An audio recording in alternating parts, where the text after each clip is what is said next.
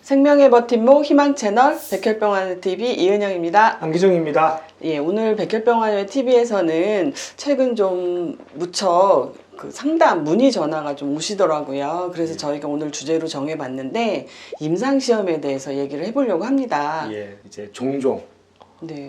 진료실에서 의사 선생님께서 임상시험을 새로 시작하는 참여할 생각이 없냐라고 물어보는 경우가 종종 있죠. 종종 있는데 그때 굉장히 당황합니다.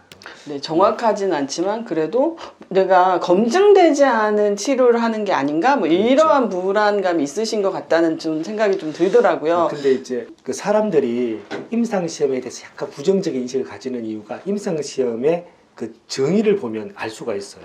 신약의 후보물질, 네. 아니면 뭐 신약을 이제 사람을 대상으로 그 안정성과 유효성을 검증하는 게 임상시험이거든요. 검증한다고 하니까 아직까지 안전성이나 유효성이 검증되지 않았네. 그렇죠. 좀 이렇게 충격적인 이런 인식들이 있다 보니까 어찌 보면 의사 선생님하고 신뢰관계가 사실 끼어지는 경우도 사실은 있거든요.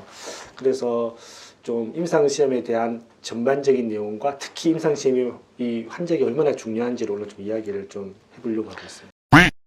그러면 우리가 임상시험의 이런 종류라고 해야 되나 과정이라고 해야 되나 보통 1상, 그렇죠. 2상, 3상, 4상 이렇게 얘기를 하잖아요. 예. 그러면 그 단계를 좀 설명해 드릴 필요가 있을 것 같아요. 세포를 대상으로 하는 거나 아니면 동물을 대상으로 네. 병원이 아니라 실험실에서 이걸 전임상이라고 이야기하고 있거든요. 그리고 이제 요것을 나름대로 안전성이 담보되어지고 그 다음에 약으로 가능성이 있겠네? 라고 하는 것을 대상으로 시각체 정식 임상시험 절차를 거쳐서 1상, 2상, 3상, 4상으로 쭉 네. 진행이 되는데 1상 같은 경우에는 핵심이 뭐냐?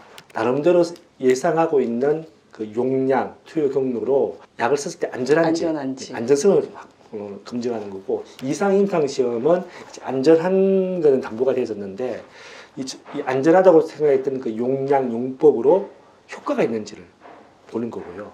1상, 2상이 좀 특별한 경우가 뭐냐면 이 암 환자나 희귀질환 환자들은 1상과 2상 임상시험만 끝나도 시각체 허가를 통해서 시판이 가능합니다.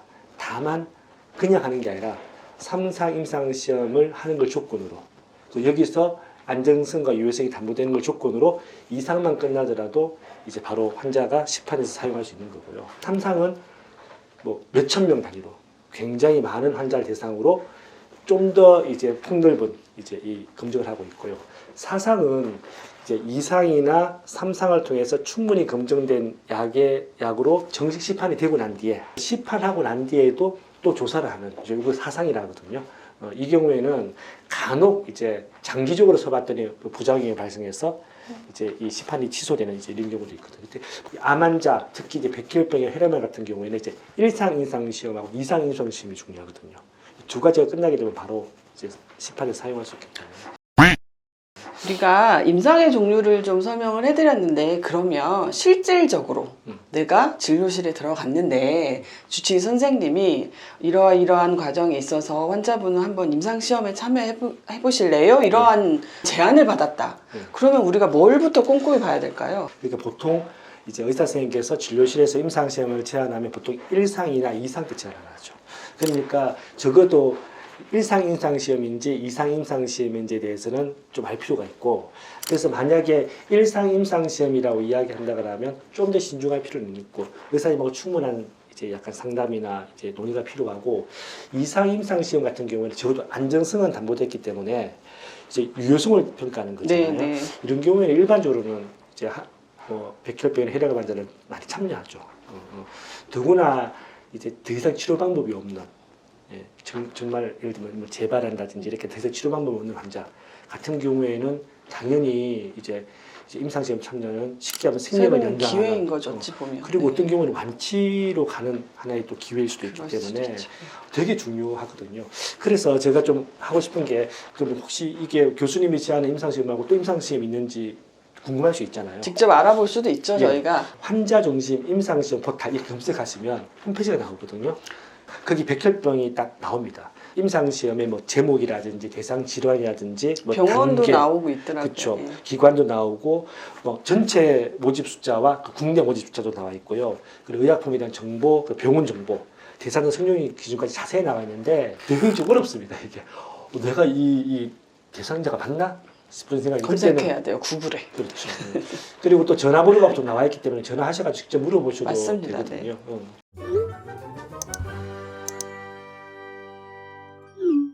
그러면 우리가 임상 제안을 받았어요. 그러면 내가 참여를 할지 말아야 될지 고민을 하는 단계가 되잖아요. 예. 그러면 그 단계에서 꼭 우리가 알아둬야 될 사항을 전달을 해드리는 게 좋을 것 같아요. 그렇죠. 그 사실은 임상시험에 참여할지 참여하지 않을지는 정말 환자의 자유거든요. 근데 맞습니다. 왜 환자가 참여해야 되냐? 하나는 재발에서 더 이상 치료 방법이 없는 환자는 아까 생명 연장과 더 나아가서 완치의 기회를 얻는 거니까 오히려 환자가 더 적극적으로 그 임상시험을 찾고 참여하려고 노력하는 게 일반적인데 그렇죠.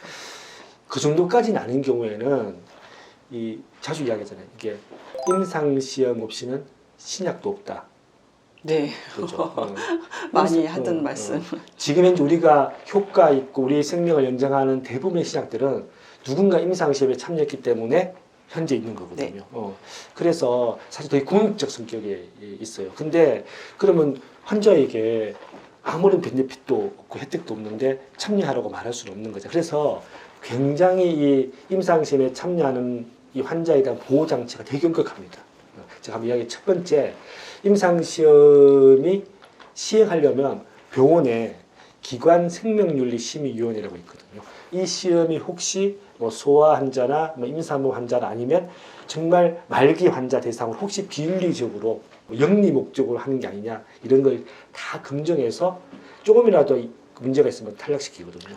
체계적으로 검증하는 시스템이 지금은 많이 생긴 그렇죠. 것 같아요. 그거 굉장히 엄격합니다. IRB라고 흔히 말하는 것도 그렇죠. 있고 식약처에서도 또 많이 그 체계적으로 감시라고 표현하는 게 맞나? 아니, 관리죠, 관리를 관리. 하고 있죠. 예.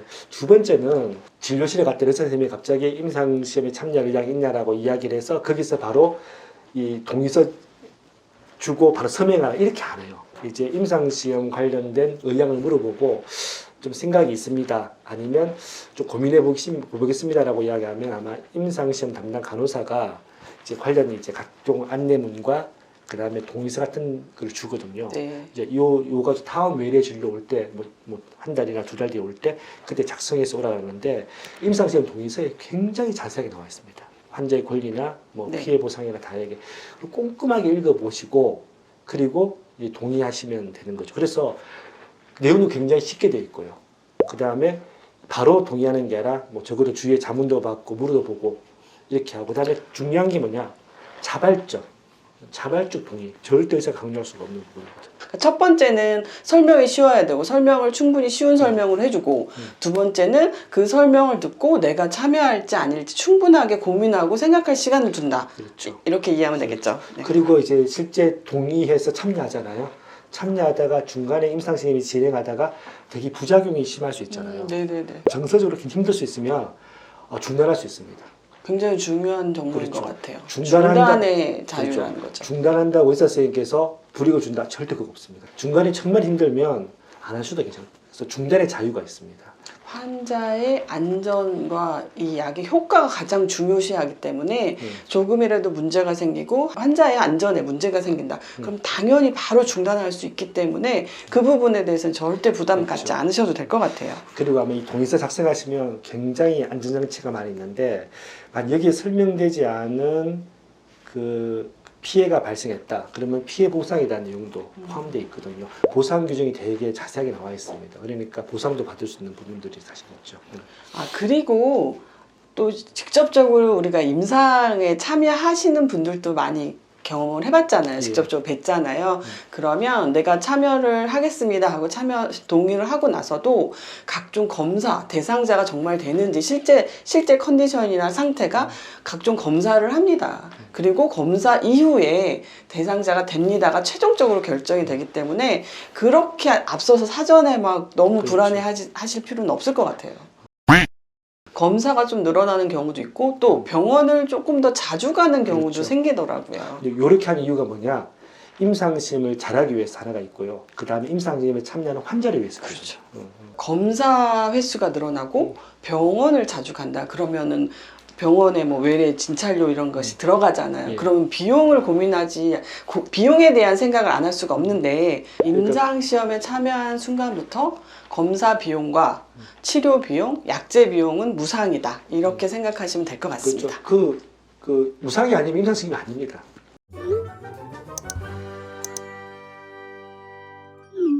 임상시험을 갑자기 제안을 했을 때 많이 당황하잖아요. 그때 그냥 솔직하게 이야기하시면 됩니다. 의사 선생님이 굉장히 선의를 가지고 환자의 전체적인 상황을 보고 이렇게 제안을 했는데 환자 입장에서 갑작스럽게 이야기하니까 혹시 의사 선생님께 나를 뭔가 이용하려고 하는가 하는 이런 문제, 연구의 그렇죠. 활용, 이용 뭐 이렇게 그렇죠. 연구 목적이 더 크지 않나 이러한 그렇죠. 불안감이 있을 수는 있어요. 그리고 더 큰 문제냐, 의사 선생님도 혹시 환자가 날 또 그렇게 생각 안 할까 싶은 그쵸. 이게 있어서 이 진료 시간에 이 신뢰성이 깨지면 안 되는 거거든요. 그래서 저는 정중하게 의사 선생님한테 의사 선생님 이거 제가 갑자기 좀 이렇게 제안을 받아서 제가 다음 진료 시간까지 생각해 보겠습니다라고 아무 문제가 없고요.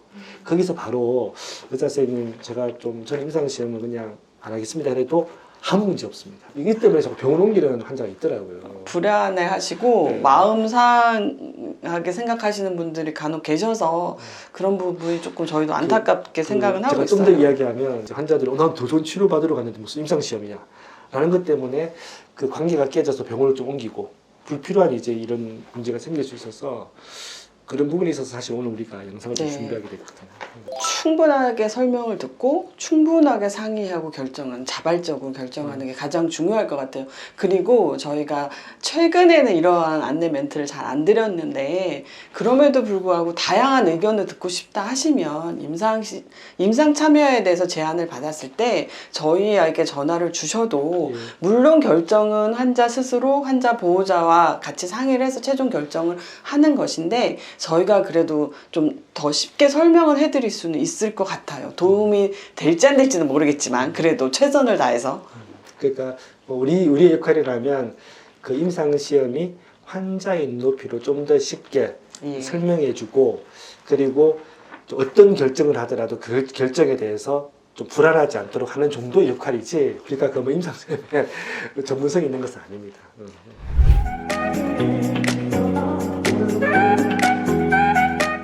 네, 저희가 임상시험 참여에 대한 고민을 조금은 해결해 드렸으면 좋겠다 이런 생각이 듭니다. 오늘 백혈병원의 TV 여기까지 하겠습니다.